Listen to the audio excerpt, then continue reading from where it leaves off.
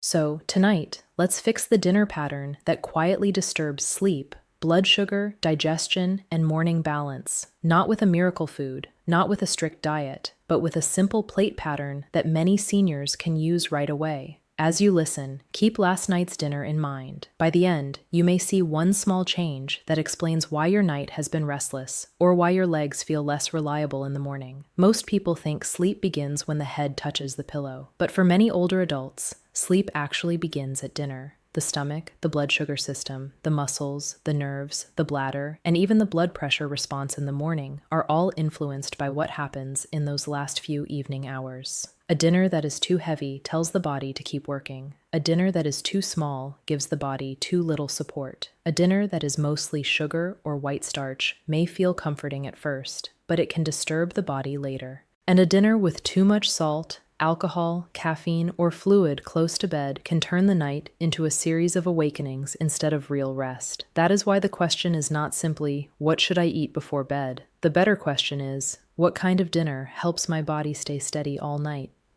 The answer has 5 parts. A steady senior dinner needs protein to repair and protect muscle.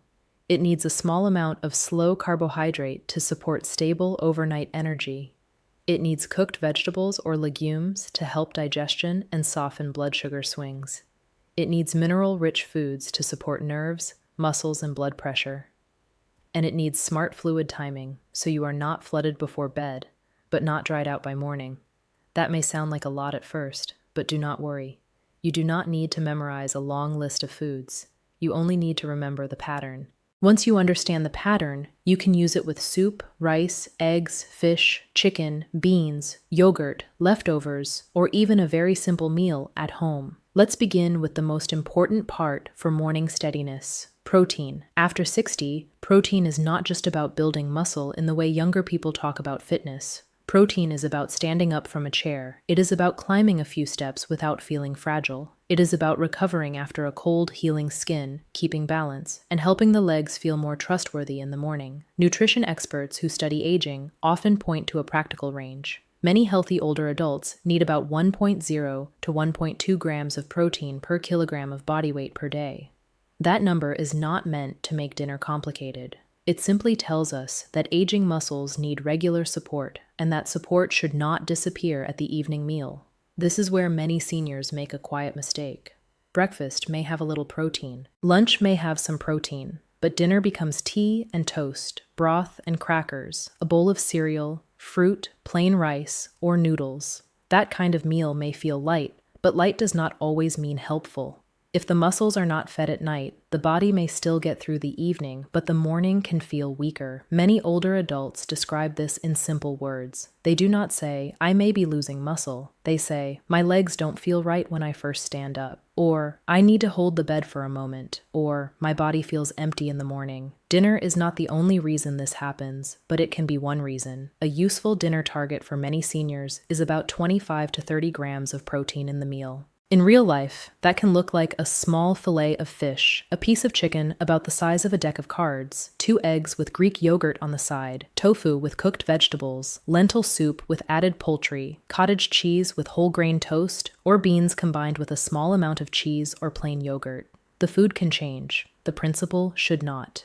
Dinner needs a protein anchor. If you enjoy toast at night, you do not have to throw it away, but toast alone is usually too weak to carry the whole night. Toast with an egg becomes steadier. Toast with cottage cheese becomes steadier. Toast with tuna becomes steadier. Toast with hummus or peanut butter can become steadier if those foods suit your digestion. The problem is not the toast. The problem is asking toast to do a job that protein should be doing. The same is true for soup. Soup can be wonderful for seniors, especially when chewing is difficult or appetite is low, but broth alone is not enough. A better soup has lentils, beans, chicken, turkey, fish, tofu, eggs, or Greek yogurt added on the side. A soup that only warms the stomach is comforting. A soup that also feeds the muscles is useful. Now, before we move on, pause for a moment and think about your usual dinner.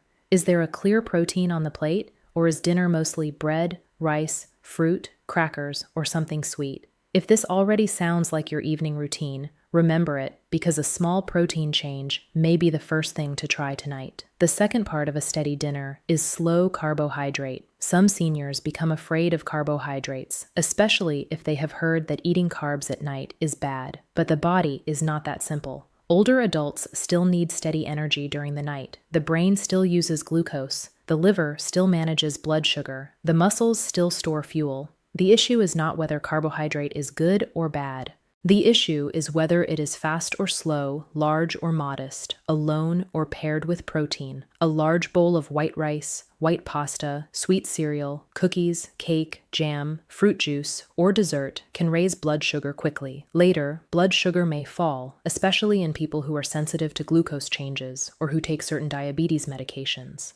When blood sugar drops during sleep, some people may wake with sweating, nightmares, tiredness, irritability, confusion, shakiness, or a strange anxious feeling in the body. That is why dinner should not be built around fast carbohydrate alone. It should include a small amount of slow carbohydrate, especially when paired with protein and vegetables. Good examples are half a cup of brown rice, barley, quinoa, oats used in a savory bowl, beans, lentils, chickpeas, a small sweet potato, winter squash, or one dense slice of whole grain bread. These foods tend to digest more slowly than sugary or highly refined foods. They give the body a steadier release of energy, especially when they are not eaten alone. This is the part I want to make very simple. The goal is not to remove every carbohydrate from dinner. The goal is to choose a slower one and keep the portion modest. Rice can work if the portion is controlled and it is eaten with fish, eggs, chicken, tofu, beans, and vegetables. Potatoes can work if they are boiled or baked and not turned into a large, greasy portion of fries. Bread can work if it is whole grain and paired with protein. Oats can work if they are not loaded with sugar.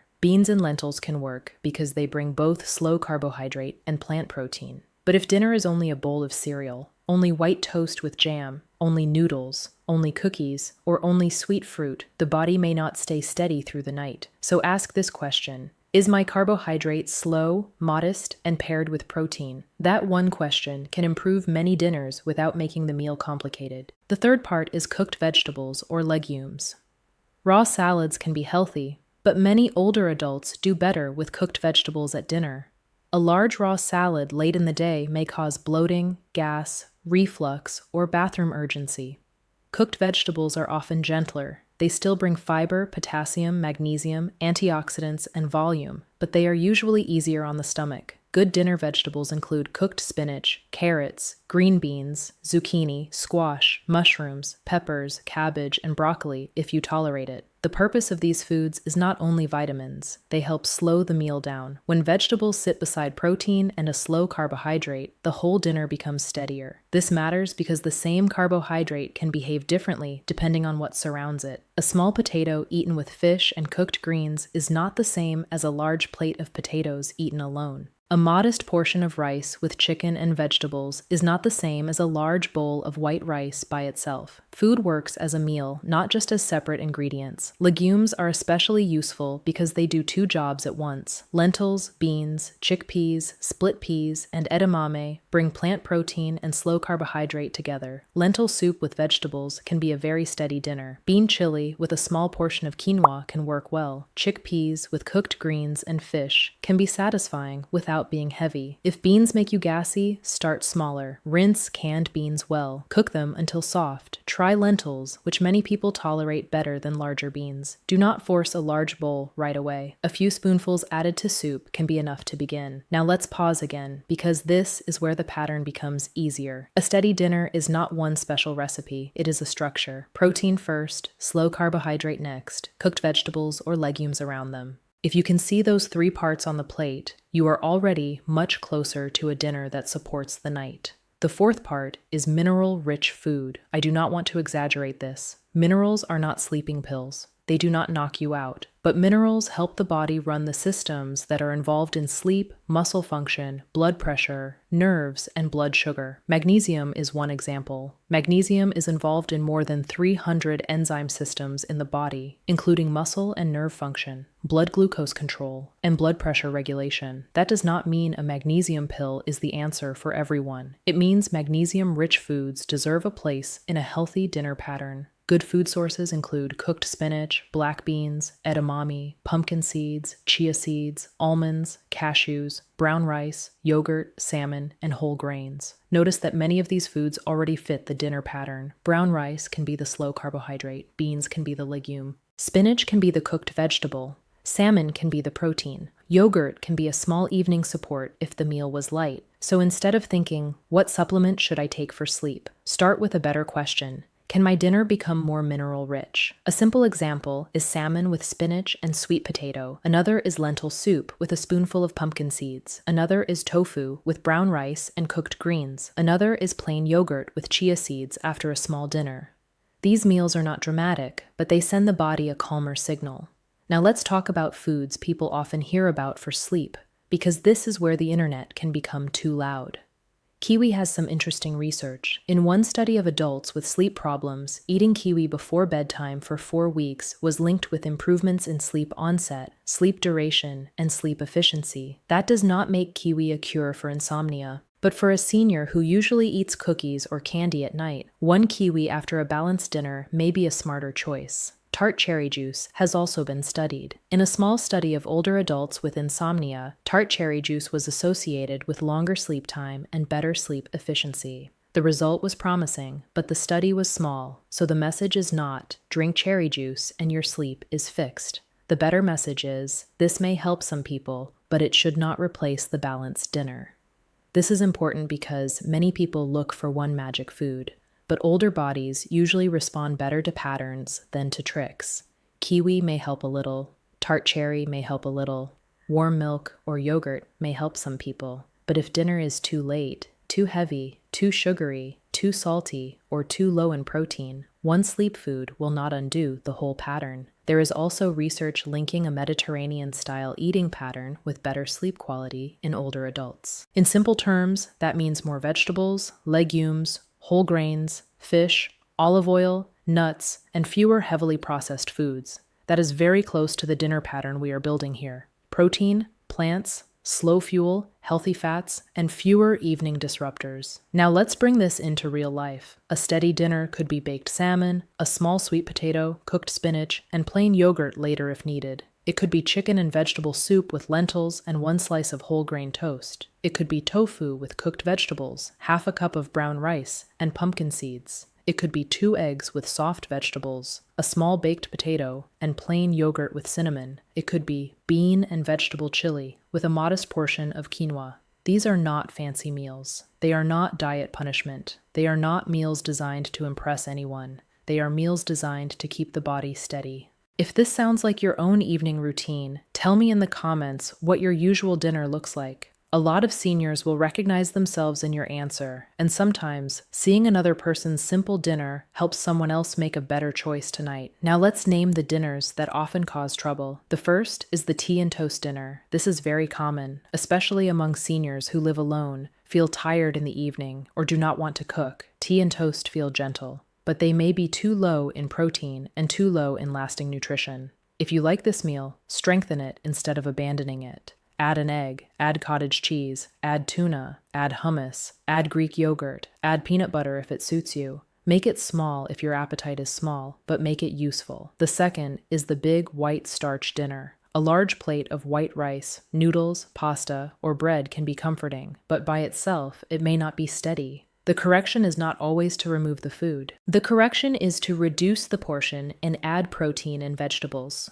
Rice with fish and greens is a different meal from rice alone. Pasta with chicken and vegetables is a different meal from pasta alone. The third is the sweet dinner. Cereal, cookies, cake, ice cream, sweet yogurt, jam, and juice are easy when a person is tired, but easy is not the same as steady. Sweet foods late in the evening can push the body into a pattern that does not support deep rest. If you want something sweet, keep it small and place it after a balanced meal, not instead of the meal. The fourth is the heavy late dinner. Fried foods, creamy sauces, fatty meats, large restaurant meals, and late takeout can sit in the stomach for hours. That can worsen reflux, disturb breathing comfort, and make the body feel busy when it should be quiet. A person may fall asleep, but wake up uncomfortable because the stomach never really settled. The fifth is the alcohol dinner. Many older adults say one drink helps them sleep. It may make the eyes feel heavy at first, but later in the night, alcohol often fragments sleep. It can increase bathroom trips, worsen snoring or sleep apnea, and make balance worse if someone gets up in the dark. If your goal is to wake steadier, alcohol close to bedtime deserves a serious look. The sixth is the caffeine trap. Coffee is obvious, but tea, cola, chocolate, and some energy drinks can matter too. Some older adults process caffeine slowly. That means an afternoon cup may still be active at bedtime. If sleep is fragile, caffeine timing is not a small detail. Now we need to talk about fluids, because this is one of the most misunderstood parts of senior sleep.